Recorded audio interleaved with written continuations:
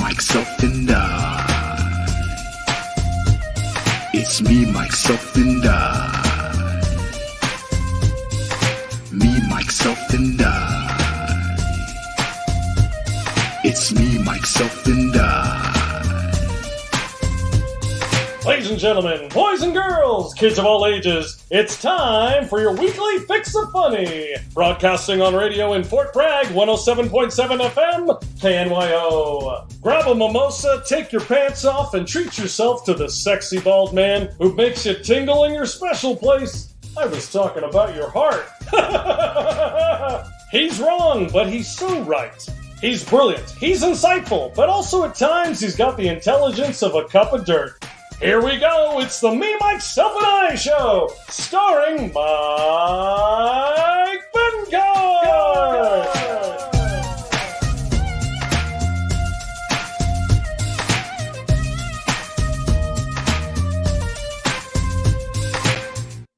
Hello, hello, hello, hello, hello, hello, hello, hello, hello, hello, hello, hello, and welcome to another exciting episode of Me, Myself, and I. I am your host, Mike Betancourt, episode 110, right here, streaming live on Twitch and Facebook. Do you like my Hawaiian shirt? I hope so, because I'm trying to go for the Tom Selleck look, because he's got a great mustache and I can't pull off that mustache. But anyways, thank you so much for being here. I also want to let you guys know I got a special guest, ladies and gentlemen. I got a special guest. I've been promoting it and I'm very excited to have him here. He's from V101. From Fox 40, ladies and gentlemen, Mr. Big Al Sam will be here, ladies and gentlemen. He's on the show. He's waiting to jump in. He's in the green room. He's having M&Ms. He's drinking sparkling wine. He's chilling right now. I see him laughing. Thank you for being here, Big Al. I really appreciate it. I stuttered and stumbled, but I'm going to keep on going. Anyways, before we move on to Mr. Big Al Sam's, I have some unfortunate news, ladies and gentlemen.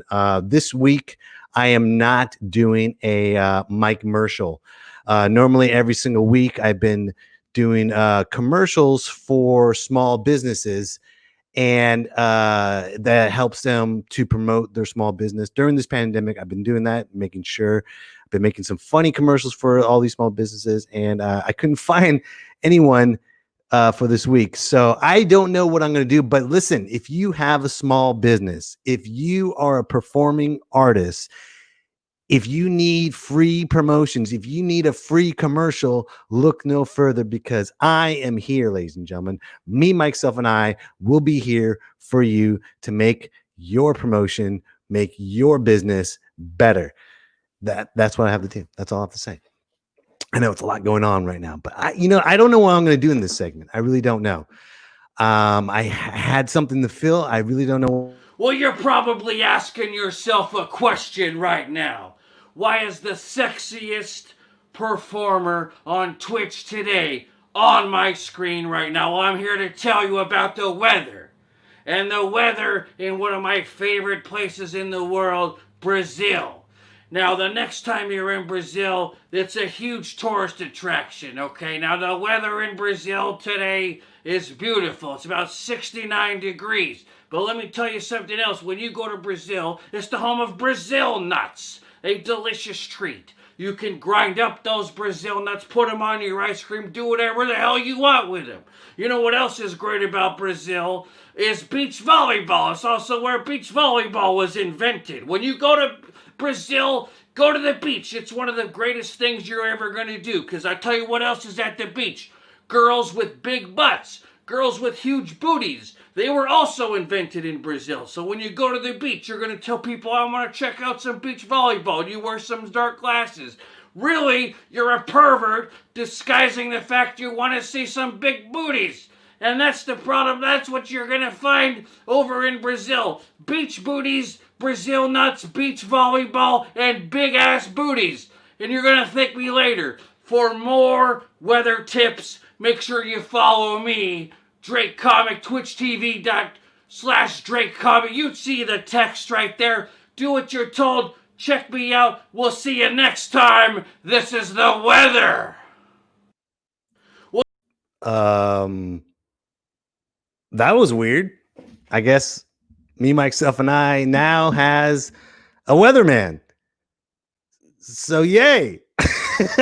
I've got a weatherman that's going to be reporting all over the world. Drake Comic will be officially the weatherman for me, myself, and I, which is awesome because we need to know what's going on besides the world going on fire. So you see, beach booty weather. I've got the weather, and when I get the weather, I get the weather. So, but I still want to do Mike commercials for each and every one of you. So if you have a small business or a performing artist, send me a message. Let's make these commercials for you. So, what is next? I hope everyone had a good weekend. Last Saturday, I got a chance to go to the peaceful protests for George Floyd in Sacramento. And let me tell you something. It was phenomenal. We probably have COVID, but it doesn't matter because we marched for the right reasons.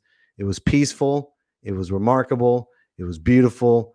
I heard some amazing speeches, and we had some, it wasn't a riot. People weren't fighting. People were coming together and just being there and just, being there for each other. And I think that's what's beautiful about Sacramento is we all come together at the right time, and just seeing everyone march in a huge crowd, not even thinking twice about social distancing, because this is the right thing we need to do right now. This whole world is upside down. Race tensions are at an all-time high. And I think having that, the main reason why I decided to go is because I needed to feel the peace. You see so much tension going on. You feel it. And, but just to know that there's peace around us while we're marching for the right cause, for the right thing, is a good thing to do. And I enjoyed it. And there was no fights unless I left. But I did see a couple of black guys hitting on some white women there during the march. I did. I swear. I wish I took a picture. I brought some cameras, so I took a lot of pictures at this wonderful protest. And what was cool was I'm gonna put it on my blog. It's gonna be on my website. There's some cool pictures. But I wish this one black guy goes, yeah, it's the right cause. She's like, oh my god, it's for the right cause. I'll do it. Hey, I'm not hating. That's wonderful. That's a beautiful thing. Okay, all right. I gotta keep going because I don't want to waste this gentleman's time, ladies and gentlemen. I'm very, very, very excited, very happy to have this gentleman that's on the show right now. You listened to him on V101.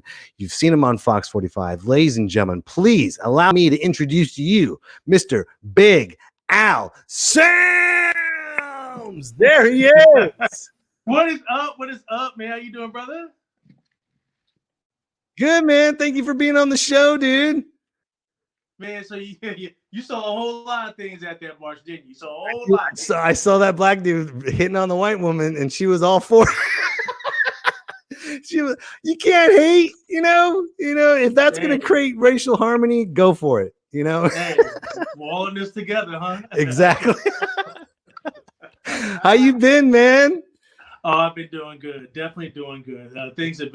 It's been a weird sandwich. We talked about this. We were at the march, man. It's been crazy dealing with the recession, dealing with COVID, and then George Floyd all at the same time. And you're trying to, everything's been happening. It's been a very historic moment in, I would say, Earth's history. I know, man. I've seen so many people protesting. I mean, I got friends in New Zealand, and they're like all over, like they're just talking about this thing. It's amazing. What's up, Angela? How you doing? Really cool. Really, really cool. Definitely. Yeah, man. The last time I saw you before this protest was at the Dr. Martin Luther King March in January. And that was my first Dr. Martin Luther King March ever. And just seeing you and I, totally different feel. That was very peaceful, and that was very, nurturing and wonderful. And it was a learning lesson. And then this one, it was kind of like, we have to do this to pursue peace. It wasn't like a tradition to keep Dr. Martin Luther King's message going. This was like, we are on the side of history. And for Sacramento to come together as a collective and peacefully march together and give praise. And I'm sure you felt it when you were marching. Oh, absolutely. I mean, the whole idea of the march was to get people that didn't look like you or act like you or talk like you to walk. And yes, we're honoring the man because it happened to be on Martin Luther King's celebrated birthday. But what about those tenets, those things that he had always preached and stood for? As with any movement, it's left up to us after the person has passed away or moved on and done other things. And it's up to us. What are we going to do? What are we going to say? What are we going to do? Are we going to reach our hands across the aisle and pull us together? Or are you just going to wait till, you say something and you dip into your little hole? That's not how this is going to work. And with the George Floyd thing, this is accelerated things to where, look, it's time to start talking. It's time to do something. And that's what that the Martin Luther King March was all about, really, to have those uncomfortable conversations. And you know what, man, that peaceful protest on Saturday, anything could have popped off at any time. Rubber bullets, cops could have just went berserk. People could have went berserk. We were literally walking on broken glass. Something could have happened at any given moment, at any given time. You got masks. You got to worry about, unfortunately, you got to worry about terrorism. You got to worry about the white supremacy. You got to worry about, police brutality. You got to worry about all that stuff. But we didn't care, man. We all went together for one reason, man, and just to go there peacefully. So I think everybody's sense of duty kind of overrode the sense of, hey, we need to say something. It became a sense of duty more than just, hey, I just want to come out there and kick it. It was everyone had a message, a purpose, a meaning for going out there, and it was a beautiful thing. Nothing happened. There was no fights. There was no nothing. It was beautiful, and everybody, all different races, and just. It was beautiful. And they even had people passing out masks. I loved it. Thank you for the comment, Lisa. We really appreciate that. Lisa says it's beautiful. So that's awesome. It's funny that you say it was our not funny, but it's great that you said it's our duty to go out there, because to me, that's how I felt with hashtag Blackout Tuesday. I felt like I needed to go online, hashtag Blackout Tuesday, and walk away from being online. I canceled the show in solidarity to walk away from it, and then I come back and it's like this huge uproar that was the wrong thing to do. I'm like, dude, it's simple. Just put hashtag Blackout Tuesday and then walk away.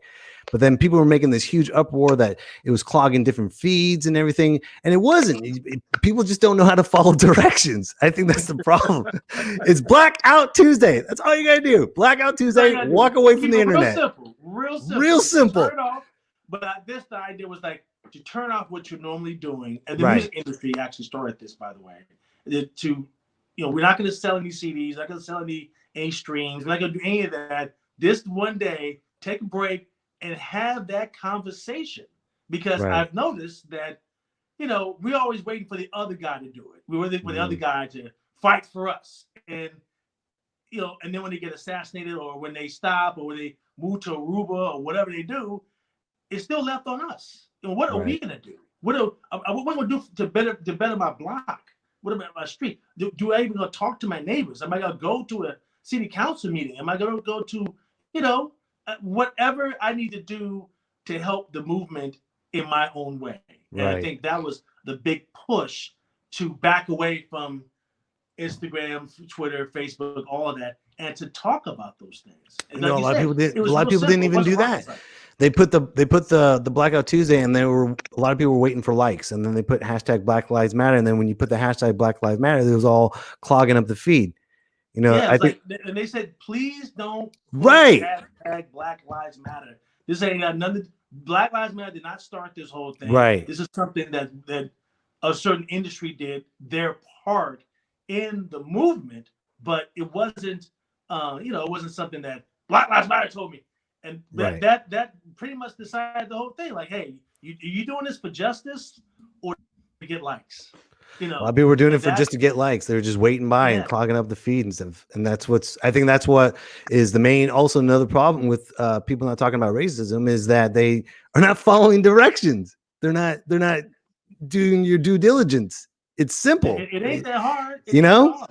racism sucks. Let's talk about it. It's Right, pretty simple, right. you know. And you're you're not from here. You're from Chicago, right? Originally from Chicago, Illinois. Yes. Okay. Why don't you? Do you mind telling us about what's it like living? What was it like living in Chicago? Well, you know, when you say Chicago is rough, they ain't lying. It's rough, baby. It's rough. I grew up in an area that, you know, and I was born and raised in West Side Chicago, a spot called K-Town. Mm. And I'm trying to get my stuff. There you go. Straighten it out a little bit. It's okay. Called I can give you the full K-Town. platform. Hold on. I can give you the. Hold on. Oh, see, there it is. There There we it go. is. So there's a little spot called K-Town. Everything begins with the letter K. It's just a cute little thing. But and then and then moving to South Side Chicago at that point before we decided to get out of the city, we're like, oh, let's move to Oakland where it's safe. You know, with that whole Right. thing. Because it was pretty raw out there.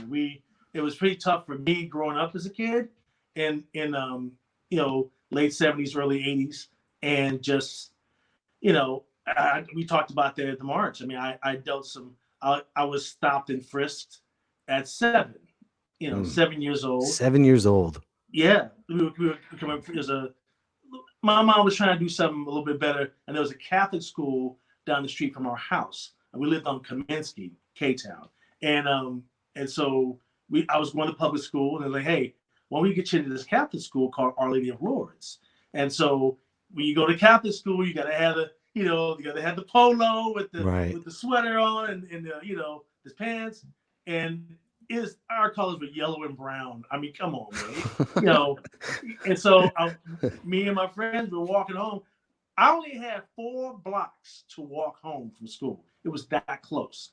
Wow. And I'll never forget it. Officer O'Flaherty, and he rolled up and basically, hey, go ahead, face the wall, and the whole thing. So his 3 kids, we all got our little Catholic school best on, and we, you know, I'm like 8. I just turned 8, and I'm like right here on side of the wall. He's looking at us like, oh, you're wearing, you know, I'm not even gonna try to imitate him, but basically was saying, you know, oh, you think you're fancy because you're wearing nice clothes every day. I'm like, just anything to try to aggravate. He tried to aggravate us, and he gets upset and angry, and that way he gives him a reason. He must have had a boring day, and then he basically just like threw our bags back and said, yeah, I'm gonna come back tomorrow.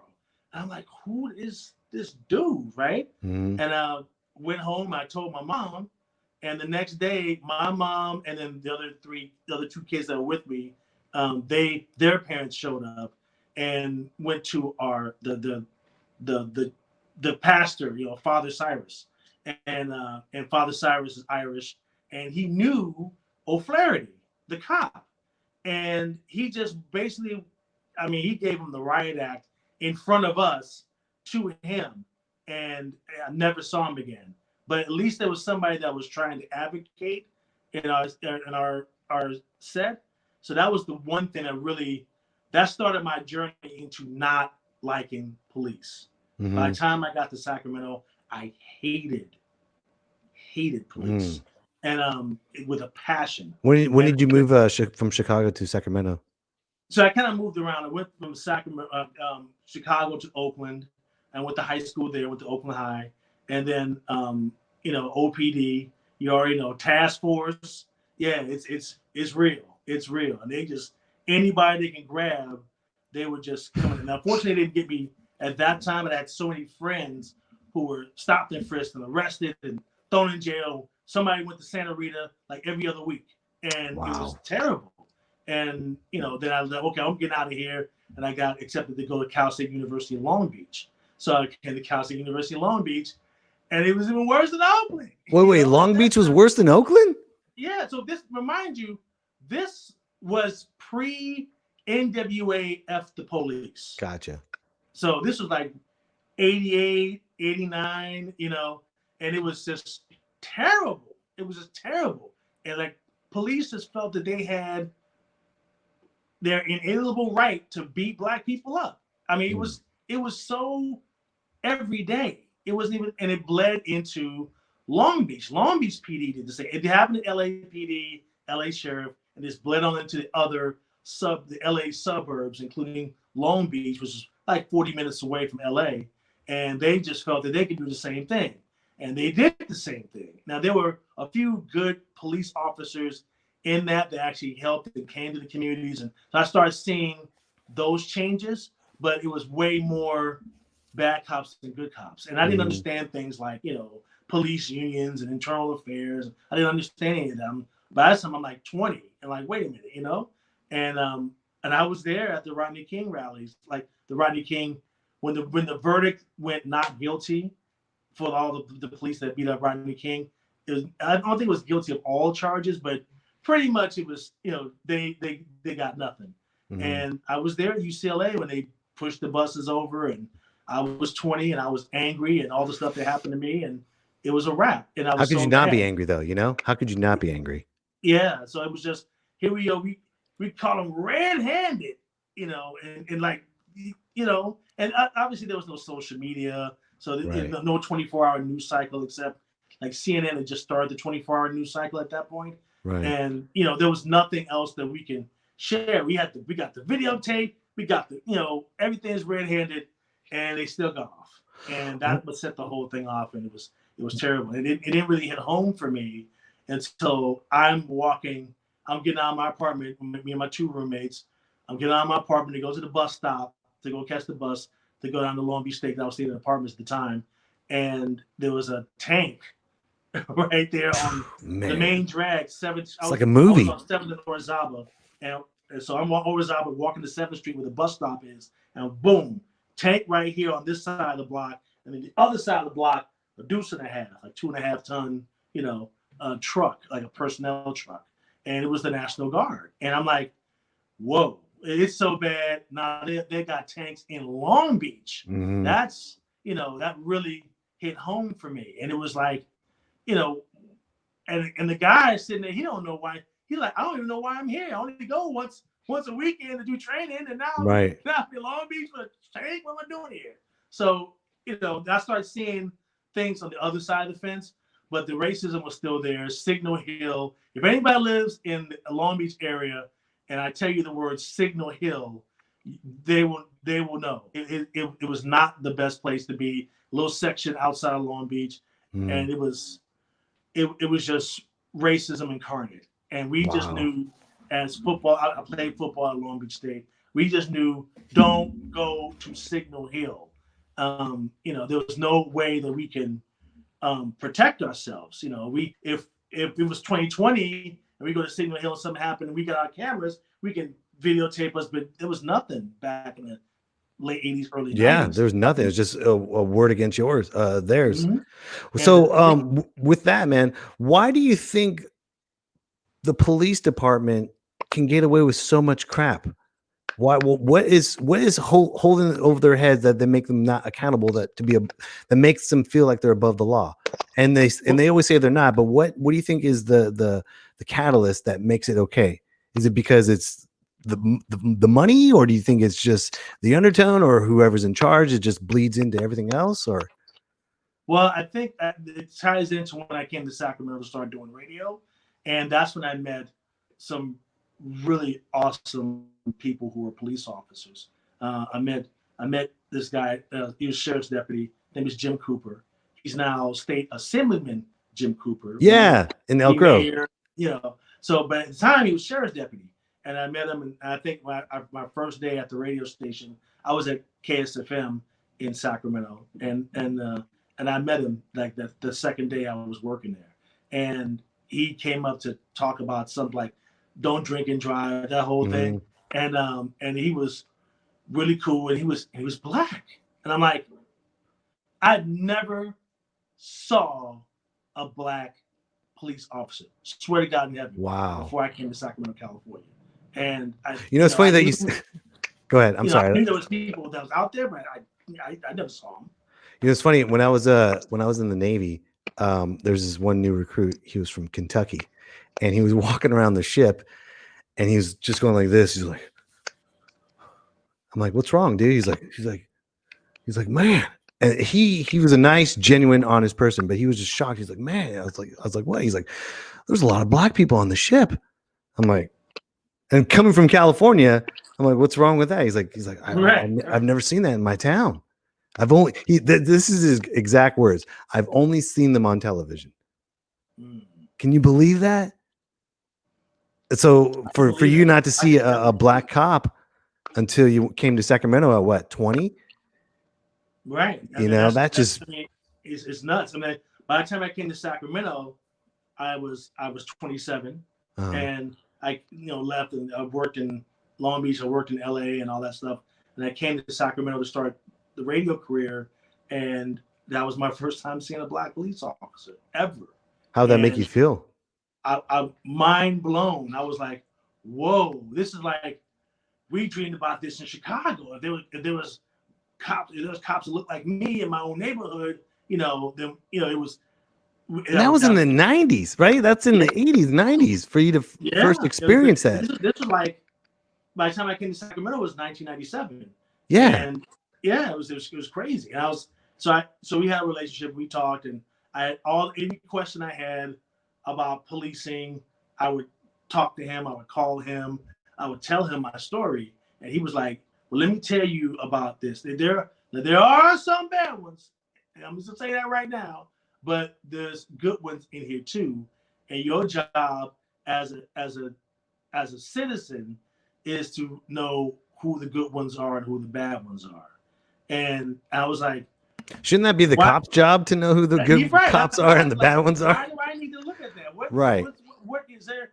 I mean, can't the good cops blow out the bad cops? What's going on? I don't know about procedure. I understand that, but he just wanted me to know that there are good ones here, and I actually met a few other great people that actually happen to be police officers, but they also did a lot. These particular folks did a lot of community policing, which meant that they lived in the neighborhood that they patrolled. Gotcha. And they knew all the people as much as they could in the neighborhood. And that way, when they came to the house for whatever, they're walking in and say, "Hey, how you doing? And how's your daughter? How's little Molly over there? Is she going to school? She got good grades? How's the baby?" So they were like really into their people's lives that they were sworn to protect in that particular city or the area. And so you don't see that feel anymore with cops. And I know a lot of great police officers as well.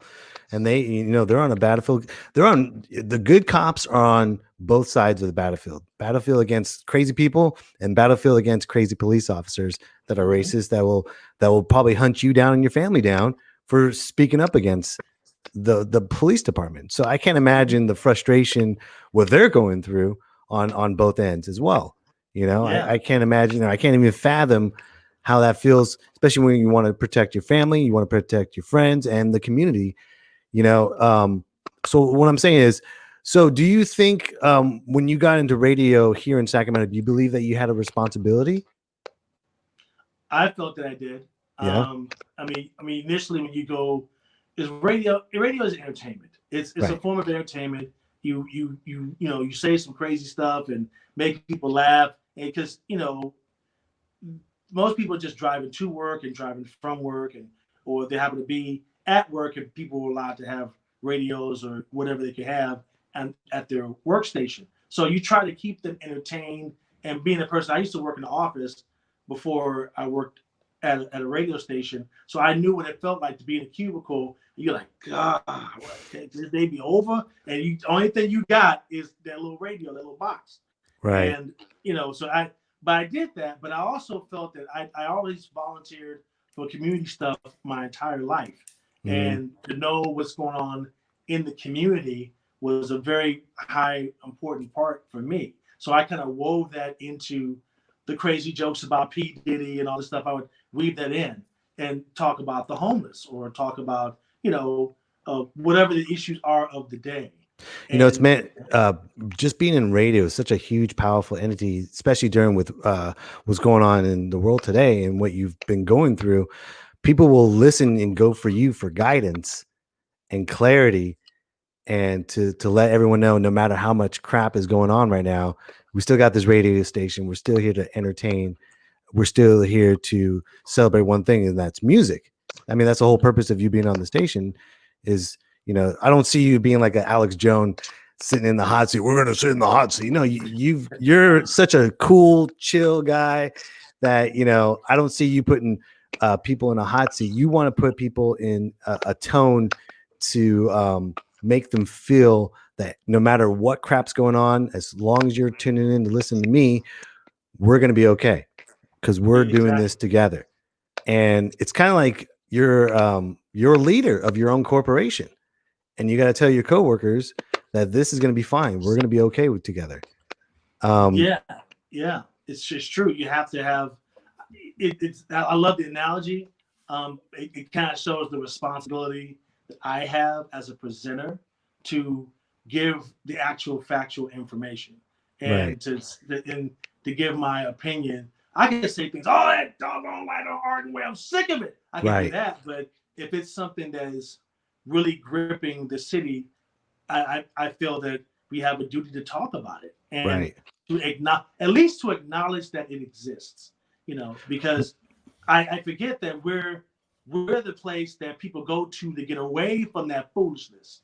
And so for us to be talking foolishness right along with everybody else, they're like, well, we ain't got no place to reside, to at least get away from it. So I try to be that, acknowledge the elephant in the room, but to say, like you say, hey, it's going to be fine. This too shall pass. And this is how it can be done, how you can affect yourself right this very instant. And that's where my duty comes in, to give that option if you wish to take it. I'll tell you what, you got my vote if you're running for office. You already have my vote. You ready? I approve this message, baby. Yes. Big Al approves it. So when you were working with V101, that's the hip hop station, yeah? Yes. Yeah. So do you feel what did you like about V101 with hip hop and everything that's going on that you've been through from Chicago to Sacramento to where you were in V101? Well, the thing I liked about it was I was able to really talk, because the format was throwback hip hop and R&B. So it was basically the old stuff, that good stuff. I really grew up with, in college and high school and, in LA and, started in Sacramento. And so I grew up listening to that. So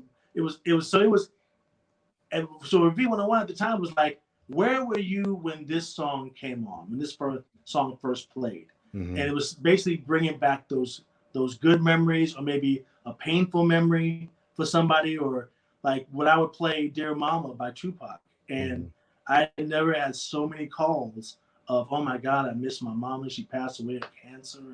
And every time y'all play that song, that makes me cry, or I laugh. I think about the great times that I had with her, and thank you for playing that song. Or like, when I played Knockin' the Boots by H-Town,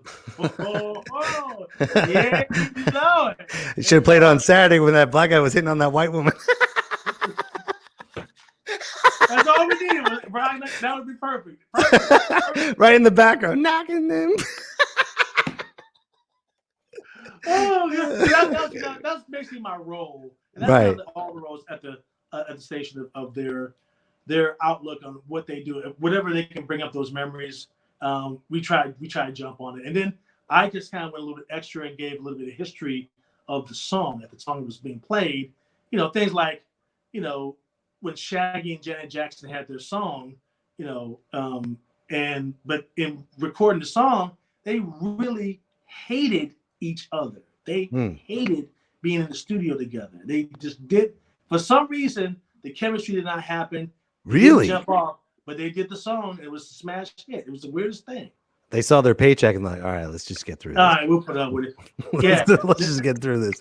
And there's so many behind the scenes things of how these groups that are still out there now, how they operate. And I'm sitting there like, I'm stunned they even get on stage. I mean, just all kinds of stuff. It's right. But giving it a little bit of insight on that music, so that you hear the song and it has more meaning to it. Mm-hmm. Hey, that was important to me. So you've grown up and learning about hip hop, working for V101 with hip hop, throwback hip hop. Where do you think or what do you think hip hop's responsibility is nowadays, especially right now? Well, it's definitely a way to communicate.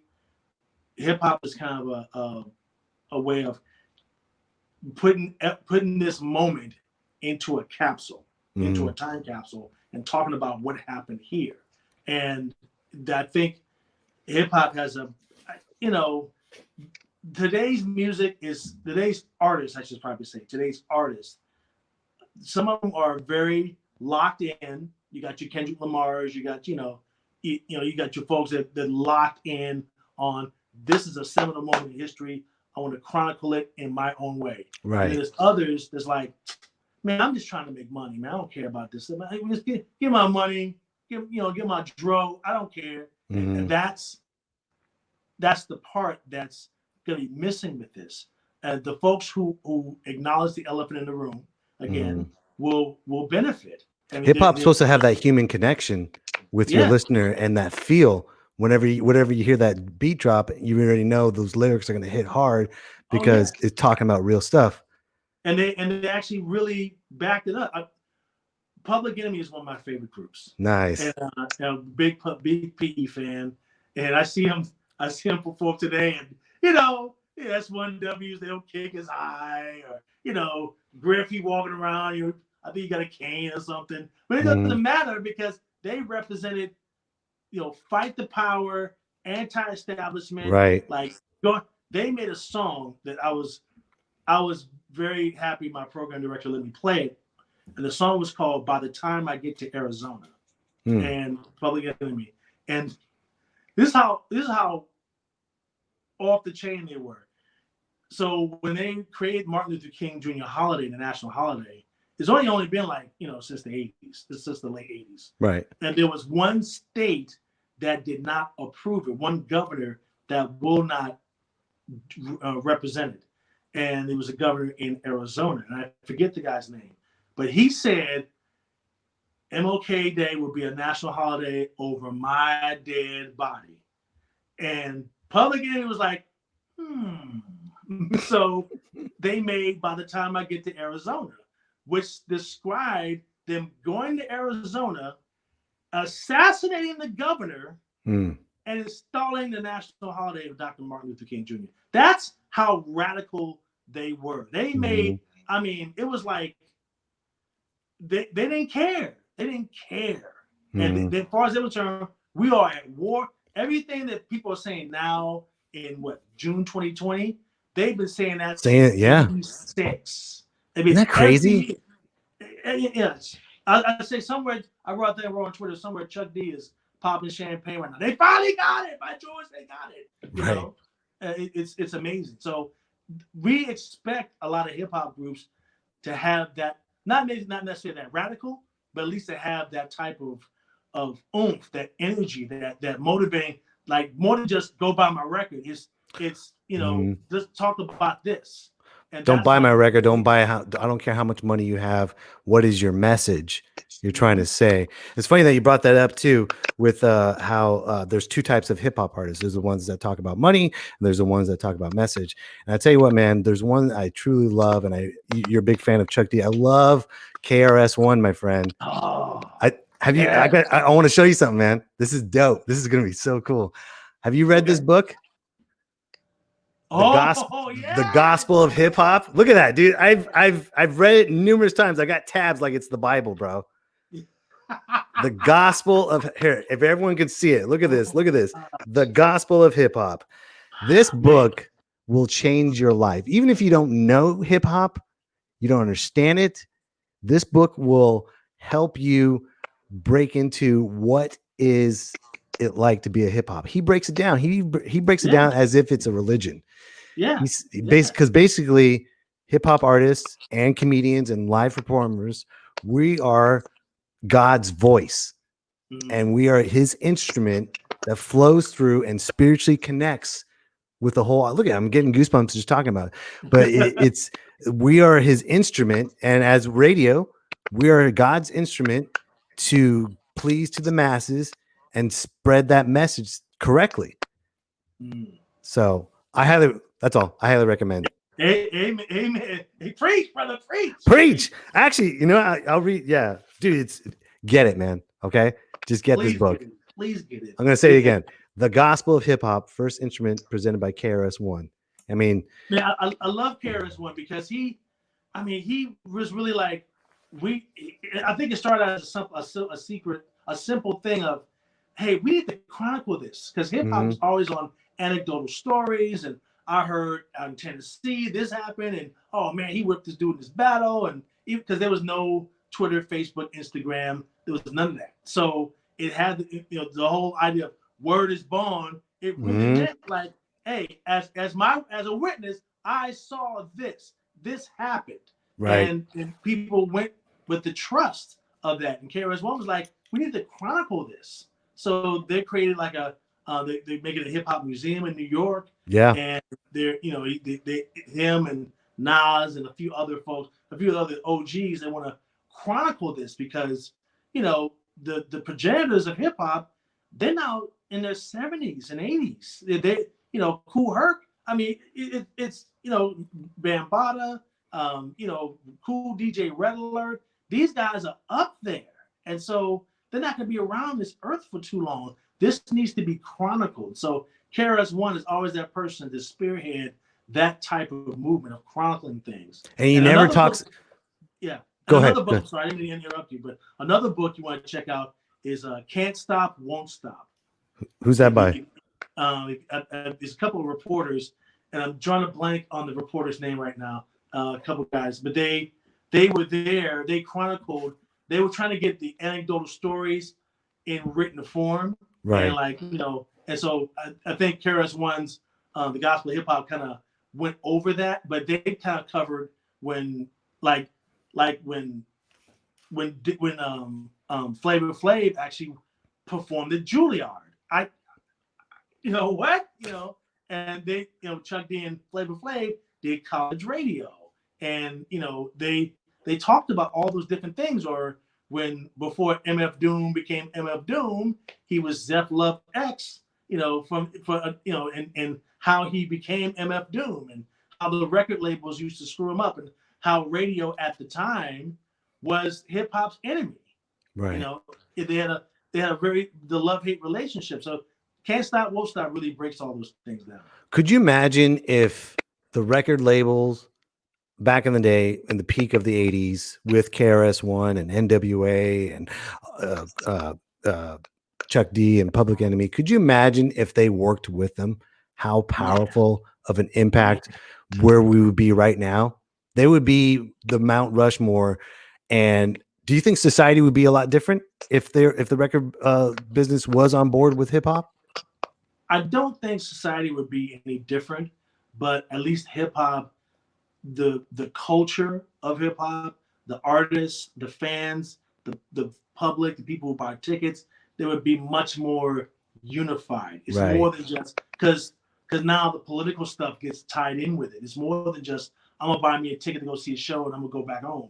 It's, I'm gonna buy a ticket and the guy is basically preaching that ghetto gospel to right. The ghetto gospel. Hallelujah.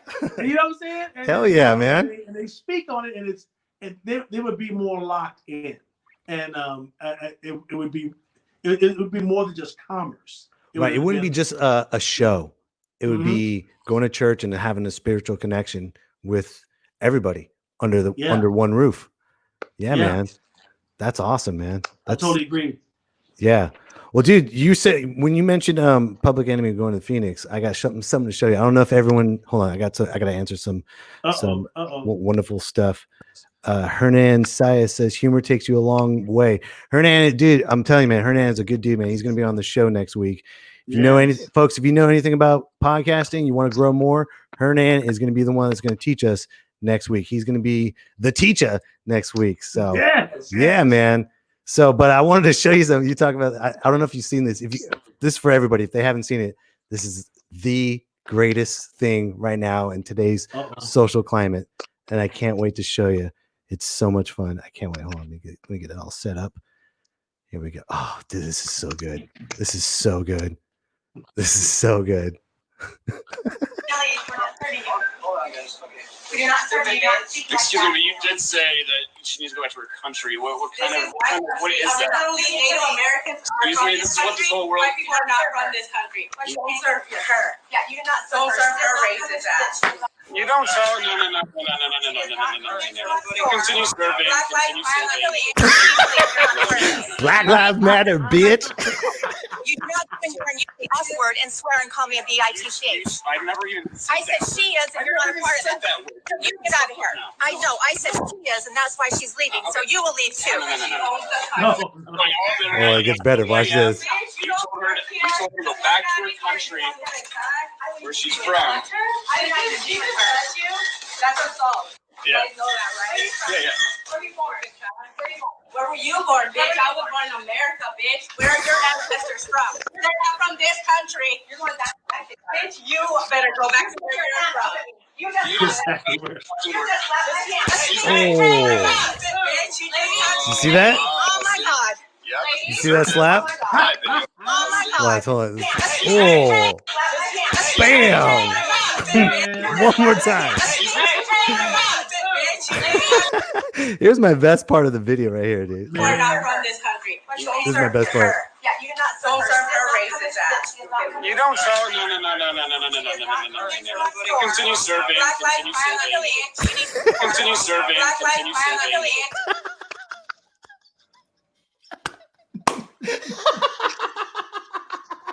Shut it down. Shut it Black Lives down. Matter, bitch. Shut it down. She slapped her hard too, man. Woo. Man. And you know what? She deserved it. She went in there guns blazing. She thought she was gonna be all this and that, and you know, just because I see someone that's looking different than me, I'm gonna be better than them. And look what happened. Now they call her Phoenix Karen. So Phoenix Karen, Phoenix Karen got slapped by the Man. thunder. Hey, they don't play out there, Arizona. They don't play. They do not play. Oh man, you know what? More people need to, because so many people are so brave behind the keyboard, and then when they start being growing up, I was never even thought or had a fathom to treat people disrespectfully. Didn't matter what color they were. Didn't matter what their culture was. I never had that conversation because my family were good people and we were always good to everyone else. It's pretty simple, you know. But yeah, that she deserved it. Black Lives Matter, bitch.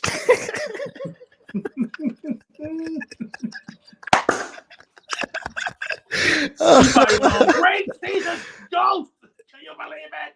Dude, could you imagine Karen going in the car and her husband's like, "Where's my pack of cigarettes? You won't understand. She hit me, bitch. Where's my pack of cigarettes?" He probably slapped on the other. I don't condone that, but I'm just saying. Oh my God. You know, it's so ridiculous. You have to laugh at it nowadays. But unfortunately, that's how things happen. I mean, it's you know, I've had a few, hey, you need to go back to where you came from. I'm like, no, then give me my money, give my receipt back from the time we built the White House twice. And, Right. You got some, hey, we need some redemption here. You know, Right.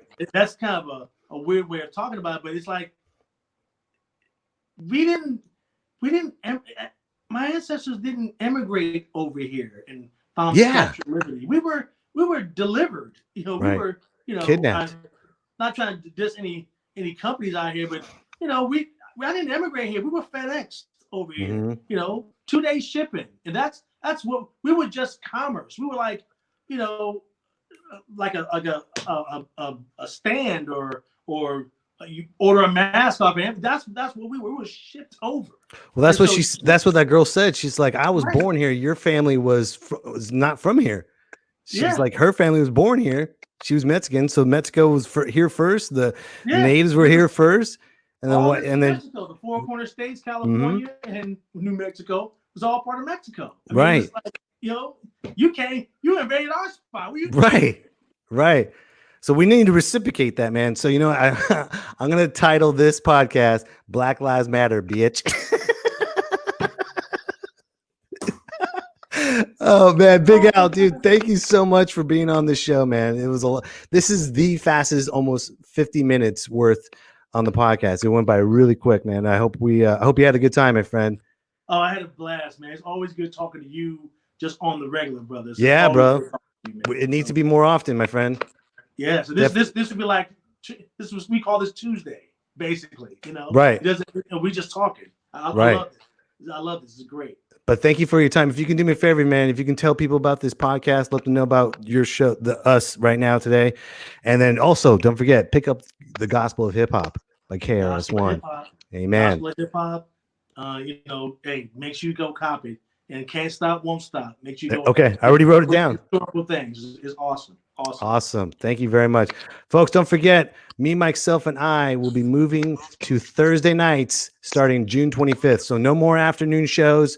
Thursday night, prime time, 8 p.m., starting June 25th. So we're going to have a primetime show. And everyone that's commented, hold on, let's see all these comments, these wonderful comments. Everyone that's leaving, George Taro, thank you, brother. Appreciate it. Hello, sir. Hernan, again, thank you. Buzzy, ouch. I don't know why he said ouch, but okay. He says, okay, you rock on. But and Elizabeth Brown, thank you. Hello. Thank you so much. And everyone else, thank you guys for being a part of the show. Support Big Al. Do you got anything coming up or anything you got to promote? I'm going to have a new podcast myself called the What's Your Power podcast. What's Your Power? What's Your Power? What's Nice. Your power? What is that? What do you have that makes yourself so unique than everybody else? What is that special sauce we want to know about? I want to explore that. Business owners, reporters, anybody that's out there, I definitely want to pursue what you're doing. And also, hey, how'd you get started? That's the What's Your Power podcast. Nice, man. Anytime you want to come on the show and promote it, man, we are here for you as well. So thank you, my friend. And thank you, everyone else. Really appreciate it. You guys have a wonderful evening. But before we go, dude, we gotta do the salsa. I need you to snap, Mr. Big Al. This is it. We're gonna get down, get funky. Yeah, we're out of here, folks. Get ready to salsa. Oh. Me, Mikeself, and I. Yeah. Oh. It's me, Mikeself, and I. Yeah.